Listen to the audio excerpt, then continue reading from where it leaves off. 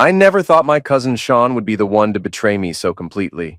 Growing up, we were practically inseparable, our bond formed by shared troublemaking, and the strange sense of kinship that blossoms when kids from two broken households hang on to one another for solace. Sean's mother was my mom's sister, so we were blood relatives through and through, but the lines between cousin and best friend were always blurred. It was a running joke in our small neighborhood that wherever you saw me, Ethan, you'd see Sean lurking within shouting distance. Our older relatives shook their heads at how we fed off each other's impulses. If we got in trouble, we did it together.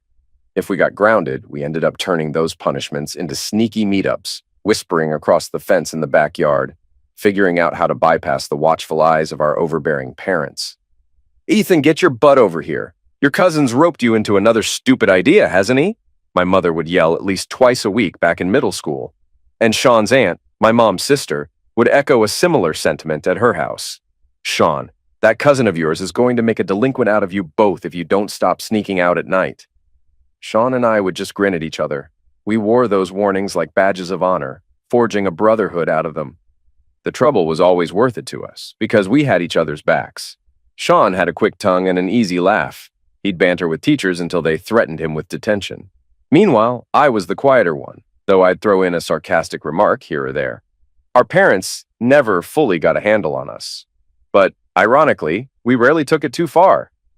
We just needed to blow off steam from home lives that were, to be blunt, messed up. Sean's father was rarely around, drifting in and out of his life, while my own father took off for good when I was small. Our mothers struggled, and sometimes they took it out on us. Rather than let that tension break us, we used it to form a rebellious ride-or-die dynamic. Even when we got older and parted ways a bit in high school, that core loyalty never wavered, or so I believed. Sometime around 10th grade, Tina moved to our school from a different district. She was confident, witty, and had this kind of sarcastic grin that made you wonder what jokes she was quietly telling herself. Sean and I had been known to flirt with girls, but somehow Tina stood apart. We both noticed her the same week. "Check out the new girl by the lockers," Sean said, nudging me between classes. I caught a glimpse of her, long dark hair, wearing a vintage rock band t-shirt, rolling her eyes at some teacher's instructions. She looked so unfazed by everything around her, like the high school drama was beneath her. "She's interesting," I replied. "I might ask her out," Sean said, grinning. "Unless you're gonna call dibs." He said it like a challenge, but we had a code. We never let a girl break our bond. If one of us liked her, we'd talk it out. Usually, we ended up stepping aside for each other. With Tina, it turned out she was more drawn to me from the start. Sean gave me the green light, though I caught a flicker of something in his eyes. Disappointment, maybe. But he never let on beyond that. Instead, he slapped me on the back and said, "Go for it, man. Don't let me stand in your way." So I asked Tina out a few weeks later, fumbling over my words in front of her locker. She said yes. Just like that, we began dating. Sean remained a presence in our life, but he mostly joked around, not showing any signs of jealousy. I thought we'd breeze through potential drama unscathed. Tina and I dated through the rest of high school. We had normal teenage ups and downs, but I was smitten. She was sharp-tongued, never tolerated any nonsense, and had a rebellious streak that matched the one Sean and I cultivated. By graduation, I felt sure I wanted to spend the rest of my life with her. She seemed to feel the same. Sean stuck by us as a close friend, though he sometimes teased me about settling down too young. I teased him back about how he'd never find someone who could handle his wisecracks. But as it turned out, Sean did find someone eventually. Maria. More on that later. In our mid-20s, Tina and I made it official. We had a decent-sized wedding, our families crammed into a rental hall with garish wallpaper. Sean was my best man. During the ceremony, I recall him standing behind me, occasionally giving me a half smile I interpreted as pride and excitement. But now, looking back, I wonder if it wasn't a grin of someone harboring a smug secret. When the priest pronounced us husband and wife, I felt like I'd achieved something monumental. My mother cried tears of joy, and my aunt gave me a shaky hug, muttering, "I always knew you'd turn out all right." Sean clapped me on the shoulder. "Congrats, buddy," he said, leaning in. "You got yourself a good one." I laughed, too caught up in the moment to notice anything amiss. If only I'd known what truly happened that day. We started our life in a little rental house on a tree-lined street.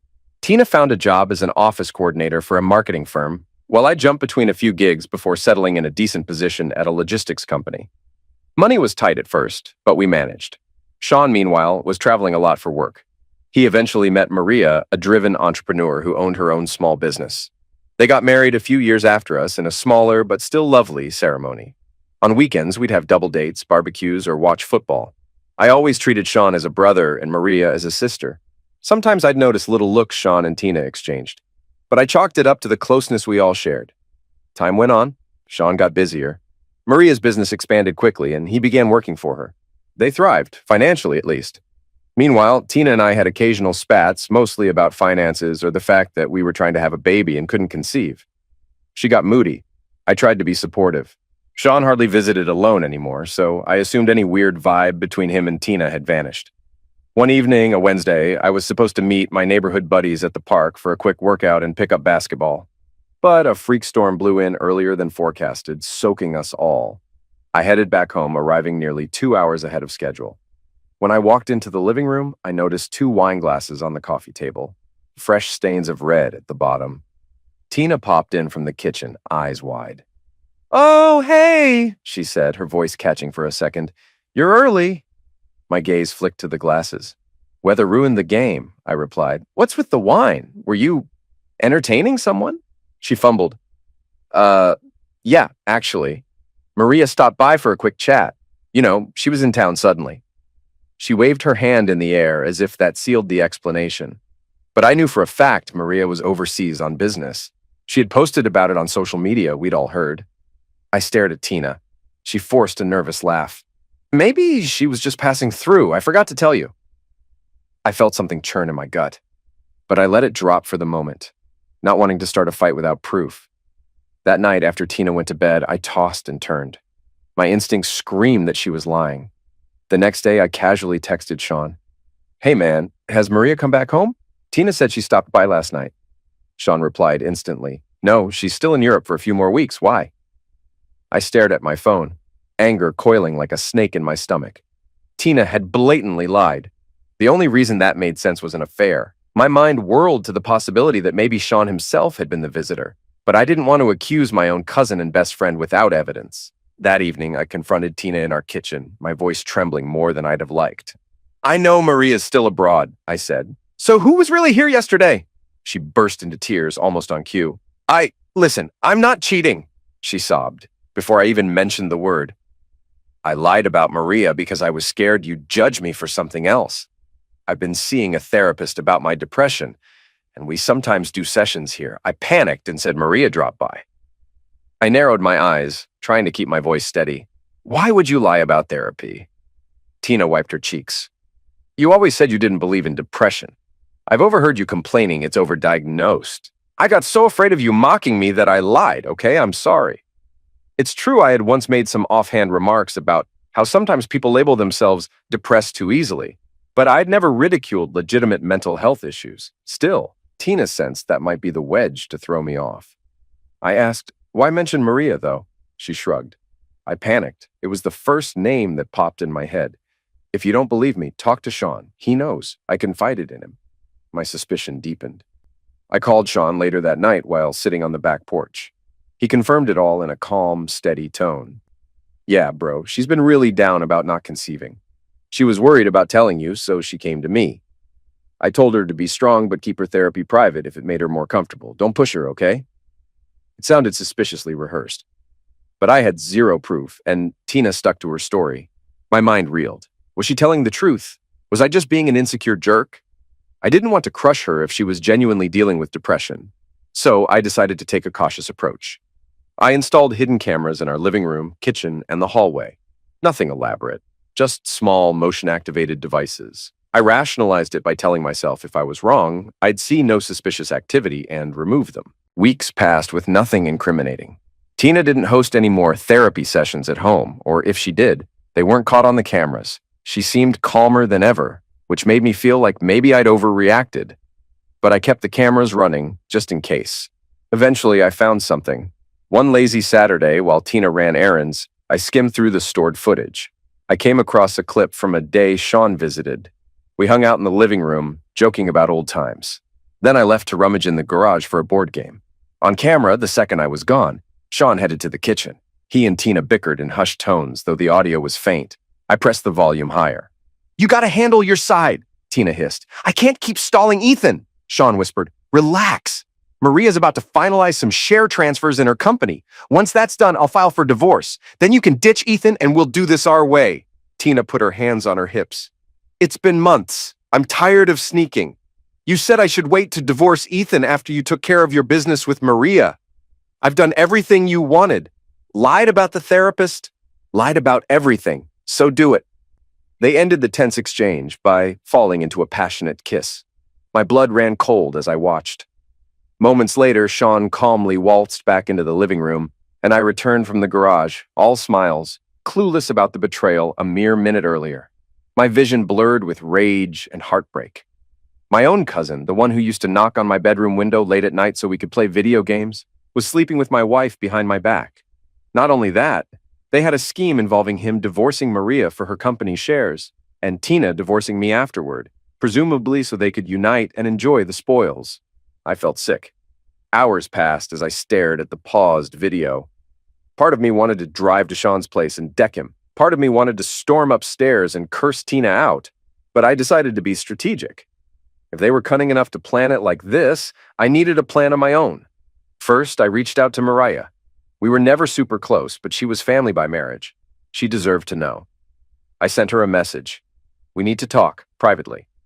She agreed to meet me at a quiet coffee shop one afternoon. When she walked in, her hair was pulled back in a neat ponytail, and she had that poised, businesslike posture she always carried. "What's going on, Ethan?" she asked, concern in her voice. I slid my phone toward her. "Watch this." I queued up the recorded segment, bracing myself for her reaction. She stared at the screen, cheeks blanching as she saw Sean and Tina in the kitchen. By the time the video ended with them kissing, her hands shook so badly, she nearly dropped the phone. "Those bastards," she whispered, blinking rapidly to hold back tears. I had suspicions, but nothing concrete. Sean started pushing me to sign over certain shares of my business. He claimed it was for tax reasons, and then he'd pay me for them eventually. Something felt off, but I never thought he and Tina... She trailed off, chest heaving with anger. I can't believe he'd stoop this low. "And your wife." "I'm so sorry, Ethan." I shook my head. "Don't be. I'm sorry you have to see this. He's conning both of us." She inhaled deeply, struggling to regain composure. "Then let's take him down. I'm divorcing him." I refuse to let him walk away with what he's trying to steal. We spent hours mapping out a plan. I offered to gather more evidence if needed, but she said the footage was enough to establish infidelity. She had top-tier lawyers on speed dial. Sean would be blindsided. Meanwhile, I decided to let them think I was still clueless, giving Maria time to finalize her legal strategy. Once she was ready, I'd file for divorce from Tina and ensure she walked away with next to nothing. "We'll corner them from both sides," Maria said, her eyes blazing with cold fury. "They won't see it coming." I nodded. "I just want them to pay for all the lies, especially Sean. He was more than a cousin to me." Her voice was gentle. "You have me in your corner now. We'll figure it out." Over the next few weeks, Maria served Sean divorce papers. He panicked, apparently not expecting it to happen so soon. She refused to disclose the real reason behind it in the official documents, but she let him know privately, "I've got proof you were unfaithful." She threatened to drag his name through the mud in court if he challenged her or tried to fight for half her business. Sean relented, playing along for a minimal settlement. Maria didn't want to be petty with lawsuits if she could get him to sign away any claim to her company. She gave him a smaller sum of money just to expedite the process. He agreed, on the condition that she keep it quiet for now. He must have thought it gave him time to spin a new plan with Tina. They apparently were counting on the money he'd get from Maria, though it turned out to be less than he'd hoped. Meanwhile, I pretended life was normal, going to work, coming home to Tina. She had no clue about the cameras, no clue I'd talked to Maria. I started hiding my finances, funneling a large chunk of savings to my mother's account. I told my mother, "Just hold on to it, I'll explain later." She sensed something was off, but trusted me enough not to pry. Tina was initially perplexed by my sudden lack of interest in her routine, but I masked my anger with a calm indifference. If anything, she seemed relieved that I wasn't snooping around. It never occurred to her that I already knew everything. One afternoon, about a week before I planned to drop the divorce papers on Tina, I got a call from an old friend, Paul. We hadn't spoken in months, so I answered with curiosity. "Hey man, long time no talk," I said, stepping outside onto the porch. Paul sighed heavily on the other end. "Ethan, listen, I just heard from a mutual friend that you and Tina might be splitting up. News travels fast, I muttered. Yeah, we're not good. He cleared his throat. I'm sorry. Look, I'm calling because there's something you should know. I've been holding it in for years. Alarm bells chimed in my head. What is it? Paul paused, then spoke in a shaky voice. Remember your wedding day? I saw something happen that I should have told you about, but my wife convinced me to keep quiet for the sake of your marriage. Honestly, I was scared, and I was young. But now, hearing that your marriage is ending anyway, I feel I owe it to you to come clean. My heart pounded. Spit it out, Paul. What did you see? He took a deep breath. A few hours before the ceremony, while everyone was bustling around, I went to use the restroom near the back hallway. I walked in on Sean and Tina in there. They were, in an intimate position. Clothes were mostly on, but it was obvious they were hooking up. She was still in part of her wedding dress, Ethan. I freaked out and rushed out. Later, Sean found me and basically threatened me not to mention it. Tina caught me in the hall too, telling me that if I said anything, I'd be ruining your life for no reason. I felt my knees go weak. Jesus, I whispered. You saw them in the restroom? Right before the ceremony? Paul's voice quivered. Yes, I'm sorry, man. I was torn. My wife said telling you would blow up the wedding and cause chaos in your family. She insisted maybe it was a one-time thing. But now that it's all unraveling, I can't keep quiet. You deserve the truth. My jaw clenched so hard it hurt. Paul, I said, trying to keep steady. Thank you for telling me. I wish you had done it sooner, but I get it. Please don't mention this to anyone else. He let out a shaky breath. You got it. I'm sorry again. I hung up and stood there on the porch, stinging with renewed betrayal. Tina and Sean were apparently hooking up hours before she walked down the aisle to marry me. That knowledge felt like a new dagger, twisting deeper than anything else so far. My anger boiled into something darker, sharper. I wanted more than just a clean divorce. I wanted revenge, ugly, punishing revenge. The following week, I acted on my plan. Early in the morning, I woke Tina up, tossing a stack of papers on the bed. She stirred groggily. What's that? She mumbled. Divorce papers, I said calmly. Sign them. She blinked, fully awake now. What are you talking about? I'm done, Tina, I said, voice icily controlled. We're getting divorced. She stared at me, probably expecting some dramatic confrontation about therapy or not being able to get pregnant. Instead, I gave her no explanation. I let her flounder. You can't just drop this on me at sunrise, she snapped. What the hell, Ethan? I shrugged. It's happening. You can sign amicably or we can go to court and fight about it, but I promise you, I'll come out on top. Her eyes flashed with panic, but also I saw a glimmer of relief, as though she'd been waiting for this. She tried to muster some protest. If this is about me not getting pregnant, that's unfair. You're bailing on me. It's not about that, I interrupted. I just don't love you anymore. She narrowed her eyes. Fine, she said, sounding suspiciously calm for someone losing her marriage. Send me the papers when they're finalized. I'll consider them. 2 days later, we hammered out a settlement that heavily favored me, thanks to my hidden finances. She walked away with a modest sum. I kept the house. She barely contested it, likely hoping Sean would soon deliver on his big promises. I could practically see the gears in her head turning. Great. Now I can be with Sean. They must have imagined themselves living happily ever after, supported by whatever money he'd gleaned from Maria. Except Sean's chunk of Maria's business was far smaller than he'd planned, because Maria had locked him out. Nonetheless, he and Tina got married in a quiet ceremony soon afterward, word of which rippled through the family. People whispered that the timeline was suspicious, but I mostly tuned out the gossip. Things took a twist when Tina announced she was pregnant, passing around speculation that it might be mine. She even called me up one evening, speaking in a near taunting tone. Ethan, you know how timing can be fuzzy. Maybe this baby is yours. Don't you want to be sure? I pressed my phone closer to my ear. Don't try to pin that on me, I said coldly. If you really believe there's a chance, we'll do a DNA test once the baby's born. Until then, don't contact me about it. She huffed. You're a real piece of work, Ethan. Look who's talking, I snapped, ending the call. Months later, the baby came. The paternity test proved I wasn't the father. She tried to guilt me anyway, maybe fishing for some form of child support. But I slammed the door on that conversation. I owe you nothing, I told her, absolutely nothing. She cursed at me, called me a heartless bastard. After hearing about her and Sean hooking up on my wedding day, I felt no sympathy. As the weeks passed, my anger didn't subside. If anything, the friend's revelation about that pre-wedding fling ate at me constantly. I realized I wanted a more tangible revenge. Divorcing Tina had cut her off from my life, yes. But Sean's betrayal demanded a stronger response. He was the one who had once been my closest confidant, and turned around to do the most disgraceful thing possible. I became single-minded in my pursuit of punishing him. I started reaching out to old contacts, searching for someone who could orchestrate a coincidental confrontation, a beating that wouldn't be traced back to me. Eventually, I connected with a guy named Lucas, an acquaintance from high school who'd fallen into a rough biker crowd. Lucas and I had parted ways after graduation. He was known to handle messy work for cash, no questions asked. He picked up my call on the second ring. "Yo, Ethan, long time," he said. "Didn't expect to hear from you." I cut to the chase. "I have a job for you. I want to teach someone a lesson, and I need deniability." He let out a laugh. "Oh, you're looking for trouble, huh? This about money or payback?" I clenched my jaw. "Payback?" I said. "He's family, but he crossed a line." Lucas's tone turned serious.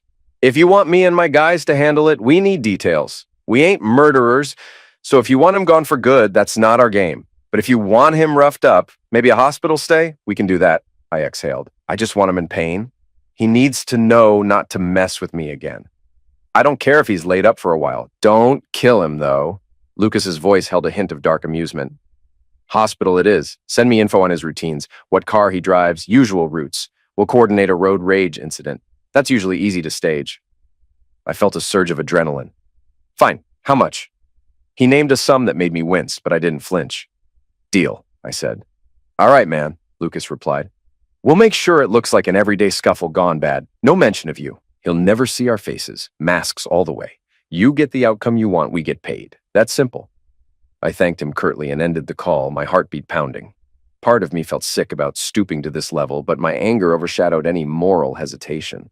Tina and Sean had humiliated me. I wanted him to suffer, physically and psychologically. Sean had recently started doing some side hustles to make up for the lost income from Maria. He'd drive out to industrial areas to pick up supplies or salvage materials.